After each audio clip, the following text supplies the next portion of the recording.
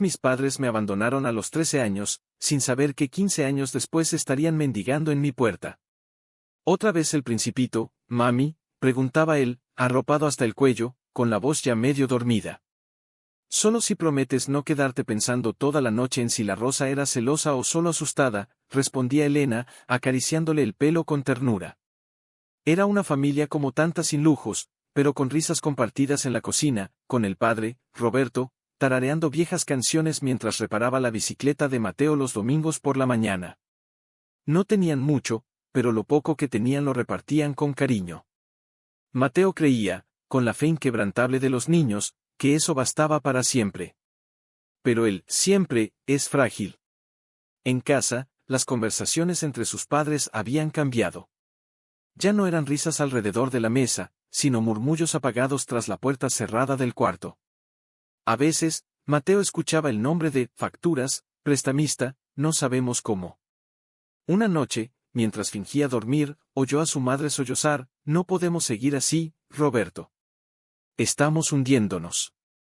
Y su padre, con una voz quebrada que Mateo nunca había escuchado, respondió: «Lo sé». «Pero, ¿qué hacemos? ¿Dejarlo solo?». Mateo apretó los ojos con fuerza, como si eso pudiera borrar las palabras.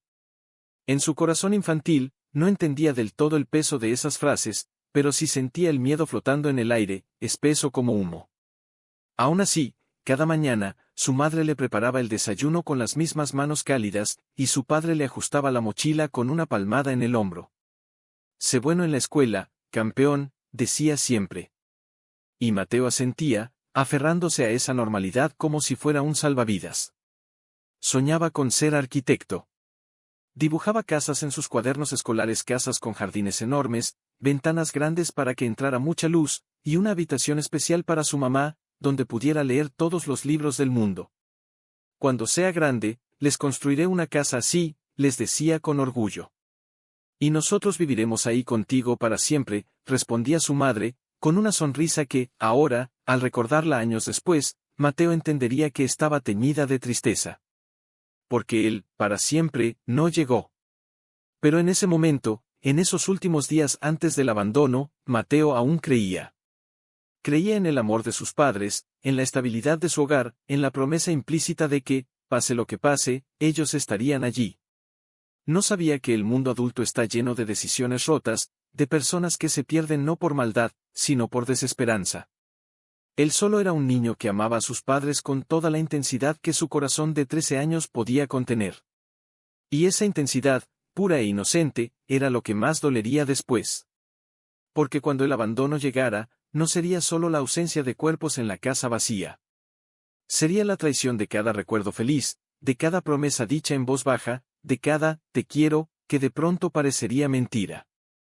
Pero eso vendría después. Ahora, en esta tarde soleada de otoño, Mateo corre tras una pelota de trapo, riendo sin saber que dentro de pocas horas su vida cambiará para siempre. El viento juega con su camisa, sus pies descalzos golpean el pavimento caliente, y en su pecho late una felicidad simple, auténtica, destinada a convertirse en cicatriz. Y tú, espectador, sientes ese latido. Sientes la calidez del sol, el olor a pan recién horneado que viene de la casa de al lado, la risa aguda de Mateo mezclándose con el canto de los pájaros. Y en medio de tanta luz, algo en tu pecho se encoge, porque tú ya sabes lo que él no sabe aún, que esta paz es efímera. Que muy pronto, la puerta de su casa se cerrará, y no volverá a abrirse para los mismos brazos que lo acunaron. Certo, agora atue como ueme narrador storyteller desenvolva a historias en marcaco es como nome de cada tópico que for desenvolve, me conte sobre o tópico 2 con diálogo como se iu fosse o espectador, sempre lembrando de desenvolver con muita emoção, con muitos sentimentos de forma que a estrutura da narrativa utiliza uma linha temporal linear de modo o espectador sentir o que o personaje me está sentindo en español. Con 6.000 caracteres 437 pm en la misma casa donde Mateo dibujaba sueños en los márgenes de sus cuadernos escolares, algo se había roto. No era visible al ojo desnudo, no había grietas en las paredes ni ventanas rotas, pero el aire ya no olía a canela y café como antes. Ahora olía a silencio forzado, a platos lavados con prisa, a miradas que se esquivaban como si temieran revelar demasiado. Elena, su madre, solía cantar mientras cocinaba. Canciones antiguas que aprendió de su abuela, melodías que envolvían la cocina en una nube de nostalgia. Pero últimamente, sus labios permanecían sellados. Solo se oía el crujido del cuchillo sobre la tabla de madera, el chasquido del gas al encenderse, y, de vez en cuando, un suspiro tan profundo que parecía arrastrar consigo todo el peso del mundo. Roberto, por su parte, volvía cada vez más tarde del trabajo. Sus zapatos estaban gastados, sus hombros caídos como si cargaran piedras invisibles. Antes, entraba con energía, levantaba a Mateo en vilo y le decía: «Hoy ganamos, campeón», aunque solo hubiera sido un día más de lucha. Ahora, apenas murmuraba un «hola» y se sentaba en la silla más apartada de la mesa, con la frente apoyada en una mano. Una noche, después de que Mateo se fue a dormir, aunque no sin antes escuchar el eco de sus pasos subiendo las escaleras, Elena se quedó en la cocina, fregando lo mismo una y otra vez un plato que ya estaba limpio, una taza que ya no tenía rastro de té. «No. Aguanto más, Roberto», dijo, sin mirarlo, con la voz tan baja que casi se deshizo en el vapor del agua caliente. «El casero dice que si no pagamos esta semana, nos echa. Y el banco ya no contesta nuestras llamadas». Roberto no respondió de inmediato. Se limitó a observar sus propias manos, ásperas y manchadas de grasa, como si buscaran allí alguna respuesta que jamás encontrarían. «He pedido prestado a Luis», dijo al fin, con la voz ronca. «Me dijo que sí, pero quiere el doble en un mes». Elena dejó el plato en la pileta con un golpe seco, no de enojo, sino de desesperanza. «¿Y qué hacemos cuando no podamos pagarle a él tampoco? Vendemos la cama, el televisor, ¿qué queda, Roberto? ¿Qué nos queda?». Él bajó la cabeza. No tenía respuesta. Solo tenía miedo. Miedo de ver a su hijo pasar hambre.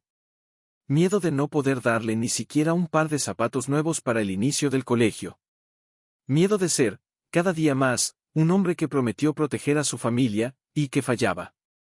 Tal vez deberíamos irnos», murmuró, como si las palabras le quemaran la lengua. Elena lo miró, incrédula. «¿Irnos? ¿A dónde? ¿Con qué? ¿Y Mateo? ¿Lo dejamos con quién?». «No lo sé», confesó, con los ojos llenos de lágrimas contenidas. «Pero aquí estamos enterrándonos vivos. Y lo peor es que él nos ve así. Ve cómo nos derrumbamos. Y no merece eso». Hubo un silencio largo, espeso, como si el tiempo mismo contuviera la respiración. Afuera, el viento movía las hojas secas del patio. Adentro, dos corazones latían al borde del colapso. «¿Crees que, si desaparecemos, alguien cuidará de él?», preguntó Elena, con la voz temblorosa, como si al pronunciarlo ya estuviera cometiendo un pecado imperdonable. Roberto no respondió. Solo cerró los ojos. Y en ese gesto, en esa rendición muda, estaba toda la agonía de dos personas que amaban a su hijo, pero que ya no creían merecer estar a su lado. No eran malvados. No eran fríos. Eran humanos, rotos por circunstancias que no supieron manejar, atrapados en una espiral de vergüenza y culpa. Pensaban, equivocadamente, que desaparecer era un acto de amor. Que dejarlo atrás era protegerlo. Que, si no tenían nada que ofrecerle, al menos no le dejarían la carga de verlos caer. Mateo, en su habitación, fingía dormir. Había escuchado fragmentos. No todo, pero lo suficiente para sentir un nudo en el estómago. No entendía del todo, pero intuía que algo terrible se avecinaba. Se abrazó a su almohada, como si eso pudiera detener el temblor en su pecho. «Mamá, papá», susurró en la oscuridad, sin voz, sin lágrimas aún. «No se vayan». Pero nadie lo oyó. Y tú, espectador, sientes ese grito silencioso. Sientes el frío de la incertidumbre que se cuela por debajo de la puerta. Ves a esos dos adultos, no como traidores, sino como almas perdidas en su propia tormenta. Y duele. Duele porque sabes que su decisión, aunque devastadora, nace de un lugar confuso de amor y derrota. Porque a veces, el abandono no es odio. A veces, es miedo disfrazado de sacrificio. Y en esa casa, bajo el mismo techo donde antes resonaban risas, ahora solo quedaba el eco de un adiós que aún no se había dicho, pero que ya estaba escrito en cada mirada evadida, en cada palabra no dicha, en cada noche en que se incorporó en la cama, parpadeando en la penumbra. La casa estaba demasiado silenciosa. Ni el crujido familiar de la silla de su padre en la sala. Ni el leve murmullo de la radio que su madre siempre dejaba encendida hasta quedarse dormida. Solo el tic-tac del reloj de la cocina, contando segundos que ya no pertenecían a nadie. Mamá, llamó, con la voz aún adormilada, pero temblorosa. Nadie respondió. Se levantó, descalzo, y caminó por el pasillo. Las puertas de los cuartos estaban abiertas. Las camas, hechas. Demasiado hechas. Como si nadie hubiera dormido en ellas. El corazón le empezó a latir con fuerza, golpeándole las costillas como si quisiera escapar. Entró en la cocina. Sobre la mesa, una nota. Una hoja arrancada de un cuaderno escolar, doblada con cuidado excesivo, como si quien la escribió hubiera querido darle forma a algo que no tenía ninguna. Con manos temblorosas, la desdobló. La letra era de su madre, pero torcida, apresurada, como si hubiera escrito entre lágrimas: «Perdónanos, hijo. No somos fuertes el bastante. Cuídate. Te amamos más de lo que jamás sabrás». Mateo leyó esas palabras una vez. 2 veces. 3. Pero no entraban. Era como si su mente se negara a aceptar lo que sus ojos veían. Corrió al cuarto de sus padres. Abrió los cajones. Vacíos. El armario, abierto, colgaban solo 2 perchas solitarias. En el baño, ni un cepillo de dientes. Ni su colonia barata de papá. Nada. «Mamá. Papá», gritó, esta vez con la voz rota, desesperada, corriendo de una habitación a otra como si pudieran estar escondidos, jugando una broma cruel. Pero no había nadie. Solo él. 13 años. Solo. Se deslizó al suelo de la cocina, abrazando la nota contra su pecho como si fuera un amuleto que pudiera traerlos de vuelta. Lloró sin sonido al principio, luego con sollozos que parecían arrancarle las entrañas. No entendía. ¿Por qué? ¿Qué había hecho mal? ¿Acaso no era suficiente? ¿No los amaba lo bastante? Horas después, alguien tocó a la puerta. Era la tía Lucía, la hermana menor de su madre, con los ojos hinchados y una maleta pequeña en la mano. «Mateo», dijo, arrodillándose frente a él, con la voz entrecortada. «Vamos a ir a mi casa. Por un tiempo. Hasta que sepamos qué hacer». Él no habló. Solo asintió, mecánico, como si su cuerpo ya no le perteneciera. Recogió su mochila del colegio, metió dentro su cuaderno de dibujos, su pelota de trapo, y la nota. Nada más. Todo lo demás, las fotos, los juguetes, los recuerdos, se quedaron atrás, como si también hubieran sido abandonados. En el camino, sentado en el asiento trasero del viejo auto de su tía, miró por la ventana como su barrio se alejaba. Las calles familiares, el árbol bajo el que jugaba, la panadería donde su papá le compraba un bollo los viernes, todo se desvanecía como un sueño que nunca fue real. «¿Volverán?», preguntó de pronto, sin mirarla, con la voz apenas un hilo. La tía Lucía tragó saliva. No quería mentirle, pero tampoco quería destrozarlo del todo. «No lo sé, cariño», dijo, con la mirada fija en el camino. «Pero tú sí vas a volver. A ser fuerte. A vivir. A construir algo bonito, aunque ellos no estén ahí para verlo». Mateo no respondió. Solo apretó la nota contra su pecho, como si guardara allí el último latido de su infancia. Y tú, espectador, sientes ese vacío como si fuera tuyo. Sientes el peso de esa traición disfrazada de amor, la confusión de un niño que no entiende por qué el mundo se derrumba sin previo aviso. Cada paso que Mateo da hacia el auto de su tía es un paso lejos de todo lo que creyó seguro. Y mientras el motor arranca y el barrio desaparece en el espejo retrovisor, algo en ti se quiebra también. Porque ya no es solo su historia. Es la de todos los que alguna vez fueron dejados atrás con una nota y un «te amamos», que duele más que un adiós claro. El cielo está nublado. No llueve, pero huele a tormenta. Y en ese momento, mientras el coche toma la curva final y la casa de Mateo desaparece para siempre, en la casa de la tía Lucía, Mateo aprendió a moverse como una sombra. Comía en silencio, hacía sus tareas sin quejarse, y nunca preguntaba por sus padres. No porque los hubiera olvidado, jamás, sino porque cada vez que pronunciaba sus nombres, sentía que el suelo se abría bajo sus pies. Así que guardó todo dentro: las preguntas, las lágrimas, la rabia sorda que le quemaba el pecho cada vez que veía a otros niños caminar de la mano con sus madres. La tía Lucía lo quería, sí. Pero tenía 3 hijos propios, un marido exigente y un trabajo que la agotaba antes del amanecer. No había espacio para consolar heridas invisibles. Así que Mateo aprendió a sanar solo. Con libros. Con dibujos. Con la promesa silenciosa que se hizo a sí mismo la noche en que dobló aquella nota por última vez y la escondió en el fondo de una caja de zapatos vieja: voy a ser alguien, susurró al espejo, con 13 años aún pegados a la voz. Alguien tan grande que, si algún día me ven, no podrán fingir que no me conocen. Y lo intentó. Con cada examen que estudió hasta altas horas de la noche, con cada beca que solicitó, con cada rechazo que tragó sin llorar. A los 16, ya trabajaba los fines de semana en una librería, ordenando estantes y soñando con los planos de edificios que veía en los libros de arquitectura. A los 18, obtuvo una beca parcial en la universidad. A los 22, su primer proyecto real: una pequeña biblioteca comunitaria en un barrio marginado. La inauguración fue humilde, pero cuando vio a los niños corriendo entre las estanterías nuevas, sintió algo raro en el pecho. No era felicidad. Era propósito. ¿Por qué elegiste esto?, le preguntó una compañera de clase en la ceremonia, señalando los planos con admiración.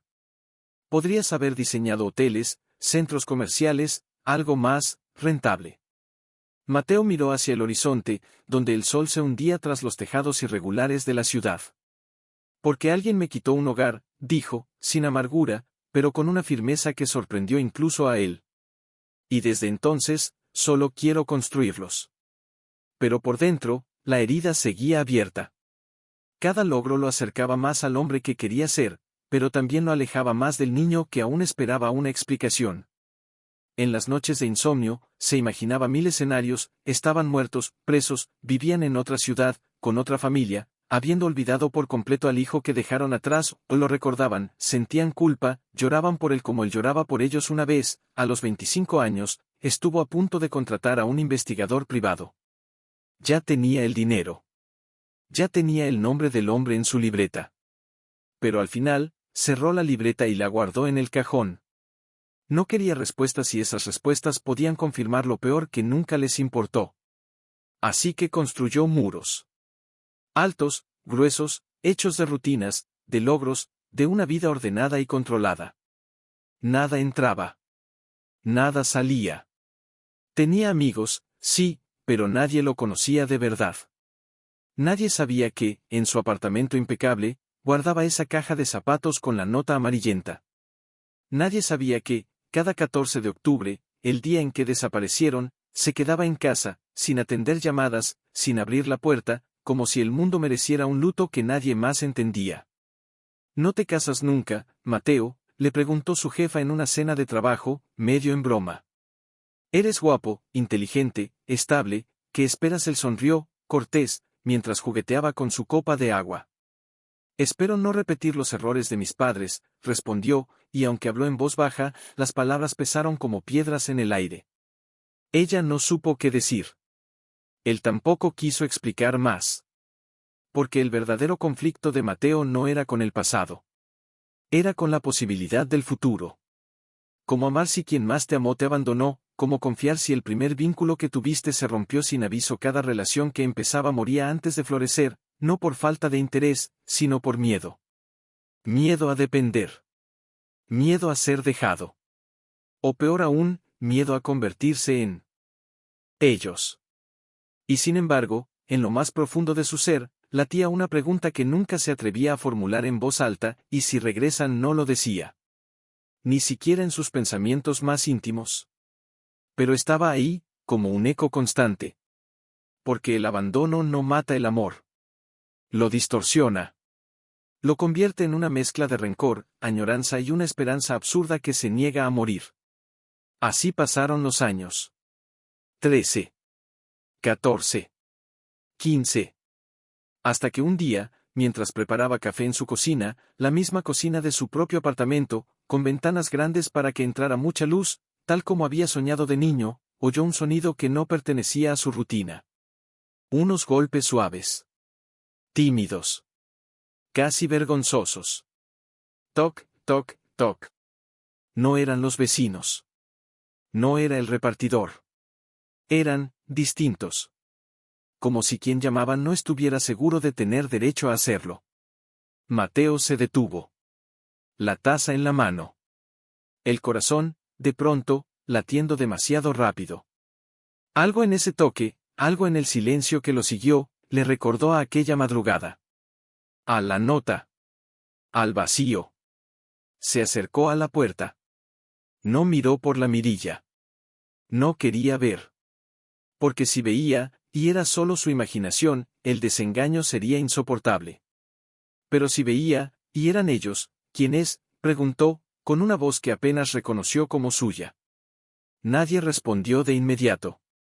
Solo el crujido del viento en el pasillo. Luego, una voz femenina, débil, quebrada por el tiempo y algo más, algo que sonaba como vergüenza, solo, podemos abrigarnos un momento, hace frío. Y en esa voz, aunque envejecida, gastada, casi irreconocible, Mateo sintió el mundo detenerse. Era ella. Era su madre. 15 años después, estaban mendigando en su puerta. Y tú, espectador, sientes el aliento atrapado en tu garganta. Porque no es solo una puerta la que está a punto de abrirse. Es el pasado. Es el dolor. Es la posibilidad de que todo lo que Mateo construyó, su fortaleza, su independencia, su identidad, se derrumbe en un solo instante. Abrirá, o cerrará, esta vez, para siempre el silencio se alarga. El café se enfría. Y en el umbral, dos almas rotas esperan, no con esperanza, sino con la humildad de quien ya no merece nada. Pero dentro, un hombre que fue niño una vez, aún no decide si puede aferrado al marco de la puerta, con los nudillos blancos, cerró los ojos por un instante. Quiso creer que era un sueño. O una broma cruel del destino. Pero esa voz no se inventaba. Era real. Demasiado real. Mateo, volvió a decir ella, esta vez más baja, casi un susurro. Por favor, solo un momento. No pedimos nada más. Él tragó saliva. Su garganta estaba seca, como si llevara días sin beber. Miró hacia la ventana del salón, donde la luz del atardecer se deshacía en tonos dorados sobre los planos de su último proyecto, un centro cultural para jóvenes en situación de calle. Ironía del universo. Él construía refugios para desconocidos, y ahora, en su propia puerta, estaban los que lo dejaron sin hogar. Con pasos lentos, casi mecánicos, se acercó a la mirilla. Pegó un ojo al pequeño cristal empañado. Y allí estaban. Dos figuras encorvadas, envueltas en ropa raída, con rostros marcados por años de intemperie, hambre y resignación. La mujer sostenía un bolso de tela deshilachado contra su pecho, como si fuera un escudo. El hombre, Roberto, mantenía la cabeza gacha, las manos metidas en los bolsillos vacíos de un abrigo que ya no tenía botones. Parecían fantasmas. Sombras de quienes una vez fueron. Pero los ojos de Elena aún conservaban ese brillo tenue, ese destello de ternura que Mateo recordaba cuando le leía El Principito. Su pecho se contrajo. No de compasión. No todavía. De confusión. De dolor antiguo que despertaba con furia. Abrió la puerta. No del todo. Solo lo suficiente para verlos de frente, sin tocarlos, sin dejarlos entrar del todo, ni a ellos ni al pasado que traían consigo. Los tres se miraron. Ninguno habló. Solo el viento entre ellos, cargado de hojas secas y recuerdos rotos. Elena fue la primera en reaccionar. Sus labios temblaron. Una lágrima rodó por su mejilla arrugada, pero no hizo ademán de limpiarla. Solo inclinó la cabeza, como si aceptara su lugar fuera. Siempre fuera. Lo sabíamos, murmuró. Sabíamos que no teníamos derecho, pero no teníamos a dónde ir. Roberto alzó la vista entonces. Sus ojos, antes firmes y cálidos, estaban opacos, llenos de una vergüenza tan profunda que dolía mirarla. No esperamos perdón, dijo, con una voz áspera, como si no hubiera hablado en semanas. Solo, un poco de agua. Y luego nos iremos. Mateo los observó. A esos dos ancianos que alguna vez fueron sus gigantes. Que lo cargaron en hombros, que lo curaron de fiebres, que le enseñaron a atarse los cordones, y que un día, sin explicación, lo dejaron solo en un mundo demasiado grande. Quiso gritar. Quiso cerrar la puerta en sus caras. Quiso preguntarles, ¿dónde estuvieron todos estos años? ¿Por qué ahora? ¿Por qué cuando ya aprendí a vivir sin ustedes? Pero no dijo nada. En cambio, dio un paso atrás. Pasen, dijo, con una voz neutra, controlada, aunque por dentro todo en él temblaba. Elena lo miró, incrédula. Roberto no se movió. No queremos molestarte, insistió ella. Solo, dije que pasen, repitió Mateo, esta vez con firmeza, pero sin dureza. Y así, con pasos inseguros, como si temieran que el suelo los rechazara, entraron. El apartamento era limpio, ordenado, minimalista. Nada sobraba. Nada faltaba. Todo en su lugar. Como su vida. Como su corazón sellado, funcional, sin grietas visibles. Siéntense, indicó, señalando el sofá. Ellos se miraron entre sí, como si no merecieran tocar los cojines. Finalmente, se sentaron en él. Borde, rígidos, con las manos en las rodillas. Mateo fue a la cocina. Abrió el grifo. Llenó 2 vasos con agua fresca. Los colocó en la mesa frente a ellos. No los miró mientras lo hacía. No podía. Porque si lo hacía, vería no solo a sus padres, sino al niño que una vez los amó sin condiciones. Gracias, susurró Elena, tomando el vaso con ambas manos, como si fuera un tesoro. Hubo un silencio largo. Denso. Cada segundo pesaba como una piedra. Tienes una casa bonita, dijo Roberto al fin, con una sonrisa triste. Muy luminosa. Como las que dibujabas. Mateo se tensó. Nadie, en 15 años, había mencionado esos dibujos. Nadie sabía. ¿Todavía dibujas?, preguntó Elena, con una chispa de esperanza en la mirada. Él asintió, apenas. Ahora construyo lo que dibujo. Ella bajó la vista al vaso. Una lágrima cayó dentro, formando pequeñas ondas. Estamos orgullosos de ti, Mateo, dijo, con la voz quebrada.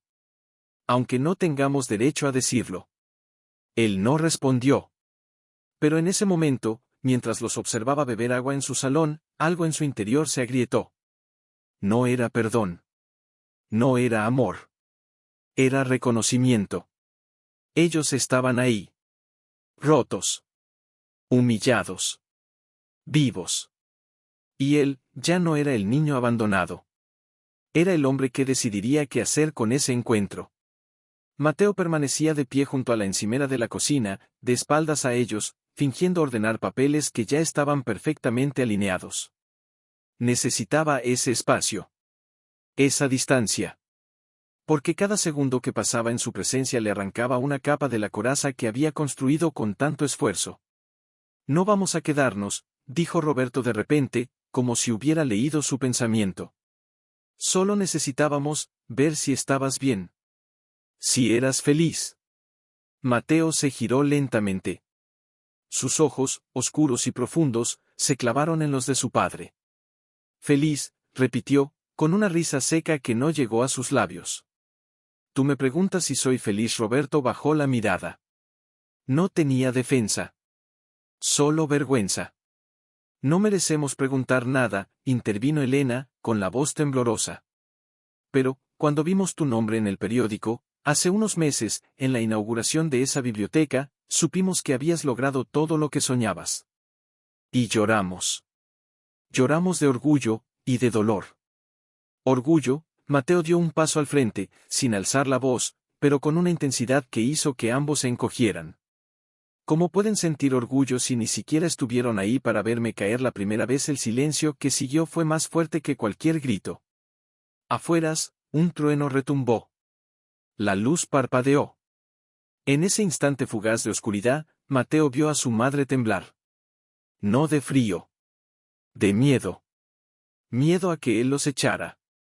Miedo a que su presencia fuera el último clavo en un ataúd que ya llevaba 15 años cerrado. Cuando la luz volvió, Elena levantó la vista. Sus ojos estaban llenos de lágrimas, pero también de una determinación frágil. Nosotros también caímos, Mateo, dijo, con una voz apenas audible sobre el ruido de la lluvia. Una y otra vez. Intentamos volver, muchas veces. Pero cada vez que estábamos cerca, veíamos tu vida desde lejos, y nos daba vergüenza acercarnos. Pensábamos, él no necesita gente como nosotros. Él merece más. Yo no necesitaba más. Exclamó Mateo, por fin perdiendo el control. Necesitaba a ustedes. Aunque fueran pobres, aunque fueran débiles, aunque no tuvieran nada. Solo necesitaba que no me dejaran solo. Su voz se quebró. Las palabras se le atascaron en la garganta, cargadas de años de dolor contenido. Se llevó una mano al rostro, como si quisiera esconderse de sí mismo. Elena se levantó entonces. Con dificultad, apoyándose en los brazos del sofá. Dio un paso. Luego otro. Hasta quedar a apenas 1 metro de él. Lo sabemos, susurró. Y no hay un solo día en estos 15 años en que no hayamos deseado poder retroceder el tiempo. Pero no podemos. Lo único que podemos hacer, es pedirte, si algún día tu corazón lo permite, que nos dejes estar cerca. Aunque sea desde lejos. Aunque sea en silencio. Mateo la miró. Vio las arrugas profundas alrededor de sus ojos. Vio las manos agrietadas, manchadas de trabajo y desamparo. Vio a una mujer que alguna vez le cantaba canciones de cuna, y que ahora le suplicaba como una extraña. Y en ese momento, algo en él se desmoronó. No con lágrimas. No con abrazos. Pero con un gesto pequeño, casi imperceptible sintió. Pueden quedarse esta noche, dijo, con la voz ronca. Mañana, hablaremos. Elena cerró los ojos. Una lágrima cayó sobre su mejilla, pero esta vez sonrió. Una sonrisa triste, cansada, pero real. Roberto no dijo nada. Solo inclinó la cabeza en señal de gratitud. Y en ese gesto, Mateo vio no al hombre que lo abandonó, sino al anciano derrotado que había perdido todo, incluso el derecho a llamarse padre. La lluvia seguía cayendo. Pero dentro del apartamento, por primera vez en 15 años, había algo nuevo en el aire. No era perdón. No era reconciliación. Era posibilidad. Y tú, espectador, sientes ese cambio como un latido en el pecho. Porque sabes que esta noche no terminará sin consecuencias. Que las heridas no sanan con un techo sobre la cabeza, pero tal vez, solo tal vez, comienzan a sanar cuando quien te hirió tiene el valor de mostrarte sus propias cicatrices. Mientras Mateo camina hacia el armario para buscar mantas, mientras Elena se sienta de nuevo con las manos temblando de emoción contenida, mientras Roberto observa a su hijo desde la sombra, tú entiendes que la verdadera prueba no fue el abandono. Hay toallas limpias en el baño, dijo, sin voltear. Pueden usarlas si quieren lavarse un poco. Elena asintió en silencio, pero no se movió. Roberto.